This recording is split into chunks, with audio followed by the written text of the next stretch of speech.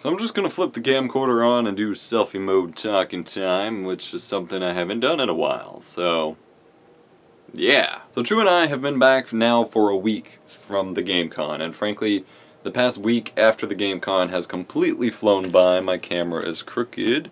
There we go. Because I've just basically been recovering. It's been going away for a week and being in such a hot place, and it just, I mean, it was great, but it takes a lot of time to recover.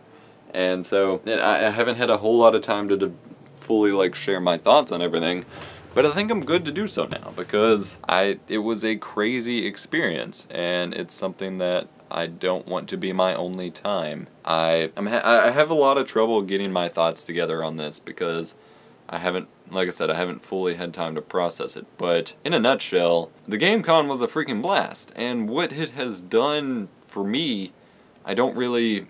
It's basically set me up to where it's just kind of reassured me that this whole YouTube thing is something I really want to make sure I can continue to be a part of. And that sounds really obvious and really simple and really silly, but as things have been progressing, I graduated from college, I'm now looking for apartments. I thought something fell. I'm an adult now, and that seems really silly. Within this summer, let's put it this way. Normally my summers are extremely uneventful, and I tend to complain about that even on YouTube. That, oh, nothing happened this summer, I want to make sure next year is better. Well, I said that last year. Not a whole heck of a lot happened as far as I can remember. But within the context of this summer, I graduated from university, got my degree, I no longer take any classes whatsoever. I turned 22. It's just an age, but I turned 22. It makes me realize that I'm getting old now. We went to the GameCon in Galveston. That was our first big convention like that, where we were truly like VIP or whatever, and getting to cover it that way, and getting to hang out with a bunch of other big YouTubers. And the main channel passed 20,000 subscribers, which is freaking insane. It passed essentially the night that we got back, and now it's already up over 21,000 subscribers. And the whole experience, combined with the fact that the channel is currently kind of exploding, has really made it clear that this is what I want to do. So if y'all aren't fully aware, because we didn't get to cover everything that we did, essentially, we got to be VIPs at the convention, which meant we got to go for free. We flew down there, and we got there early, so we hung out, just kind of hung out and checked it out for the first couple days. And then on Saturday, we didn't have anything scheduled, so we just walked around the vendor hall. I interviewed a couple people. I interviewed GEEK Fuel and Extra Life Houston, and I bought some stuff. I bought a couple figures and things like that I normally want at conventions, but never really let myself splurge on. And then on Sunday was the day. On Saturday after that, we just kind of hung out at the hotel and stuff. But then on Sunday was the day where we had panels, and the first one, which I did not realize until we got there, until we got to that panel. But the first panel was live streamed on the Twitch channel of the GameCon, and it was in the big main room on the big studio stand and stuff, and that was freaking scary. And yet when we got up there, the chemistry among everybody, they had a bunch of the BAM Lounge people and stuff, the chemistry among the group was just really nice, and just, we were all funny, it was a general fun experience. And that just left a really strong impression. And then we went to a signing right after. We had to just basically leave that, skip hanging out with anybody after the panel, and just go straight to the signing. And we just kind of expected to be passed over. We didn't entirely know how the signings would work. I just imagined a bunch of people standing around and a bunch of people walking up, and so I just expected myself and Chu to just kind of hang out in a corner pretending we don't exist. But we were actually put at the front of the line due to just coming in late because of the panel. And instead of being skipped over or anything, 90+% of the people who came in to get signings and stuff, they were mostly kids. They all got our signatures and stuff anyway, and they took selfies with us, and we signed pickaxes and iron swords from Minecraft. We signed t-shirts and name badges. And it was just great. People, even though they didn't have any idea who we were, the kids were just so excited to be meeting so many people. And it was really nice just getting to meet with and talk to them and just interacting with them. And then afterwards we went ahead and got signatures from all the YouTubers we were with too, just just for kicks. And that just really, it was just a really nice experience. And I'm not into the whole YouTube celebrity deal of, I don't entirely just, you know, want to be recognized on the street all the time and have to sign stuff for people, and I don't want that kind of life. But to see so many people excited just to see somebody they watched on YouTube videos really just felt impactful for some reason. And then we went to the last panel.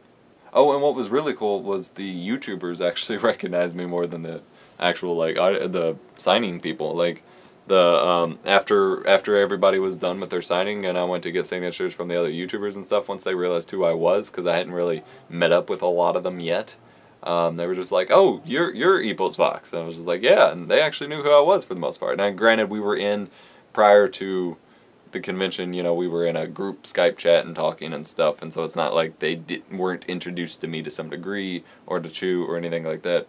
It was still pretty crazy. And then the second panel, which was like an hour later, was the YouTube Beyond Gaming panel. And this wasn't live streamed. By the way, both panels are in video form up on the main channel. This one wasn't live streamed, so I had Chew recording video of it. And it was with Dame Drops, who is a food reviewer and had a little Schmo-Yo-Ho remix video done of him. And then with Kendomic, who's another food reviewer, and Cody from the Atlantic Craft, which is a big Minecraft channel. And it was really interesting that despite the fact that I was the smallest channel there, it didn't feel that way. They were very respectful and kept everything on even terms, and I sat right next to Dame Drops, who kept passing the mic to me, and it was just, he was an awesome guy to take charge of the panel. I was supposed to be in charge of the panel, but I had nothing prepared ahead of time. I tried preparing stuff, but I was kind of, I was wrong about how the panel was supposed to go, and that became very prevalent once people started showing up. And we didn't have a big audience anyway, because there was a big Sunday shenanigans thing going with all the big Minecraft YouTubers like Basher and BebopVox and stuff, and so our panel kind of got gypped. But it was still, he ended up just kind of taking charge and did a fantastic job, much better than I ever would have done, which is why I just kind of passed that off to him, because I knew the second that he walked in and was like ready to do this, that he was going to be awesome, and I would have just been kind of awkward. And it just went really, really well, and it was a blast, and it was great to just interact with them and take questions from people and just hang out, and I don't know, it just, all of this just really made me realize that some of the reasons that I like doing YouTube, and it's so easy, especially when you don't have the circle of friends that some of the bigger YouTubers have, because like even when we were hanging out in the VIP room, it was very clear who knew each other, and Chew and I didn't really know most of the people. There was like the bigger YouTuber group with Basher and Clara and BebopVox just kind of in their own little circle, and I went and introduced myself to Clara and Basher. I kept trying to introduce myself to BebopVox just to make like a conversation point out of the fact that both of our names have Vox in them, but he was always surrounded by a million people, so that never worked out. And then there were some of the other YouTubers that I didn't even entirely know at all, who were just clearly in their own circles, and it just made it clear that I want to make sure that I really keep around my YouTube friends, and that I try to do things with them when things happen, because it really kind of sucks to be that one guy in the room that nobody knows or whatever, and that gets awkward to introduce people. And it didn't end up being that at the GameCon, but it felt like it was going to be that on the first day, and that really kind of bothered me. But it just made it clear that I really want to make sure that I hold on to my YouTube friends, and that I do my best to stay interactive with everybody and build these relationships and keep working on the channel. And now that the channel it's spiked up over 21,000 subscribers, and I know that I'm going to hit a wall with that, because a lot of that is stemming off of the Windows 10 stuff, because that was a big thing. My main video that I did for that now has over 100,000 views, which is freaking nuts, but that's where most of those people are coming from, so I know that that's going to hit a wall once that stuff becomes less, you know, once the traffic and the hype dies down for that. But knowing that we've hit that milestone, and knowing that other milestones can come more quickly thanks to that, I really want to make sure I put a huge effort into this, and that's really difficult to kind of process when, as I started out saying, you know, we're now hitting adulthood. I've been strongly considering the possibility that YouTube might not be my full-time thing for very long. That, I mean, already my main full-time job is working for Freedom. I'm a team lead on a project that we're working on that we're hopefully going to have major headway by the end of the year on. I don't know. Hello, camera. Selfie sticks are so awkward to use, but very convenient at the same time. But I was starting to consider, as we're starting to look to move out and stuff, the possibility that I might not get to keep YouTube as my full-time thing. That, you know, I gotta get a job and actually make money so we can move. And frankly, I need to move to continue YouTube, because if I turn the camera here, real quick, I have all this stuff just piled up. When I'm actually trying to use it, my entire room is just full of tripods and stands and lights, and I can't even walk around from my bed to the door, and I don't have enough room to fit any of this crap.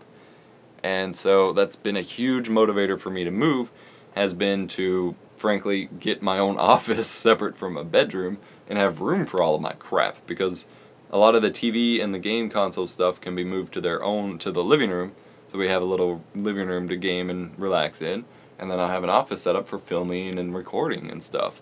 But I can't do that if I'm not making money. Now, thankfully, my current job situation with an editing job that I just picked up and working for Freedom and stuff means that I have some financial leeway for that. But overall, I've been strongly considering the idea of putting YouTube somewhat on the back burner if it didn't go anywhere.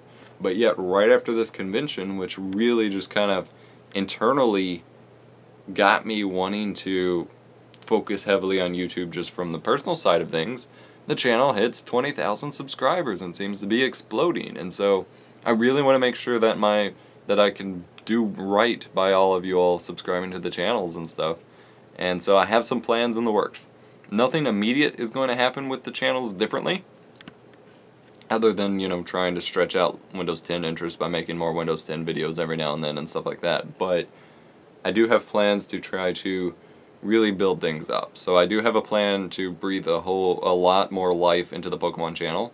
That is one channel that I've somewhat had to cut loose, simply because it's a money sink. I have to spend a lot of money just to make videos, and those videos do not make my money back whatsoever.